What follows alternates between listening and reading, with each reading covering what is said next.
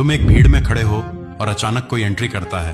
अब मजेदार बात यह है कि उस बंदे ने कुछ बोला भी नहीं, कपड़े भी नॉर्मल हैं, शूज भी एवरेज हैं, लेकिन फिर भी पूरा माहौल बदल जाता है।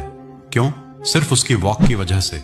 हाँ, तुम्हें मानो या ना मानो, तुम्हारा चलने का तरीका तुम्हारे बारे में इतना कुछ बोल देता है जितना तुम्हारी आवाज भी नहीं बोलती। तो अगर तुम सोचते हो कि लोग सबसे पहले तुम्हारा चेहरा, कपड़े या हेयर स्टाइल नोटिस करते हैं, तो तुम आंशिक तौर पर सही हो।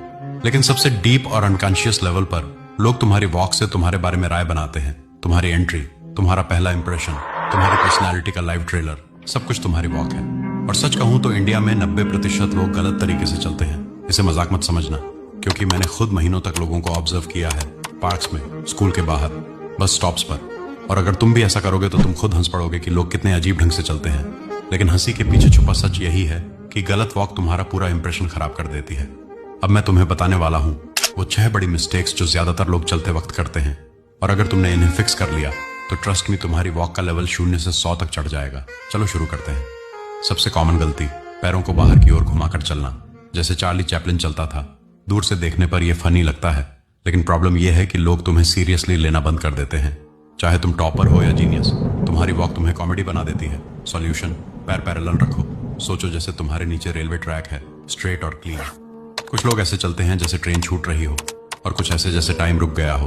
अब सच बताऊं, दोनों ही गलत है। जब तुम बहुत तेज चलते हो, तुम्हारी बॉडी लैंग्वेज चिल्लाती है कि मैं नर्वस हूं, मुझे जल्दी है।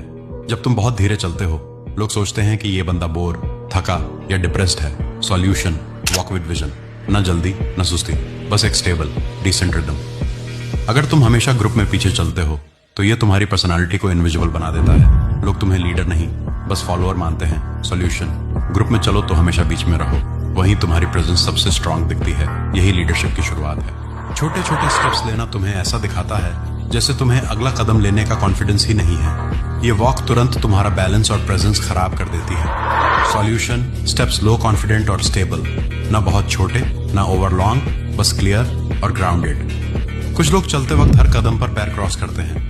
दूर से देखने पर ये या तो बहुत ऑनवर्ड लगता है या फिर लड़कियों जैसी वॉक लगती है। सॉल्यूशन, पैरों को स्ट्रेट और पैरेलल रखो। रेलवे ट्रैक वाली इमेज फिर से याद करो, सीधा और स्टेबल। अब सबसे खतरनाक मिस्टेक, आई कांटेक्ट से बचना। ये तो मैं भी करता था।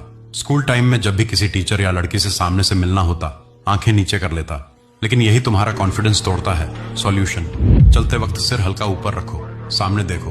अगर आई कांटेक्ट हो भी जाए तो बस एक जेंटल स्माइल कर दो। ये छोटा सा एक्शन तुम्हें बाकी सबसे अलग कर देता है। तो अब सवाल, चलने का सही तरीका क्या है?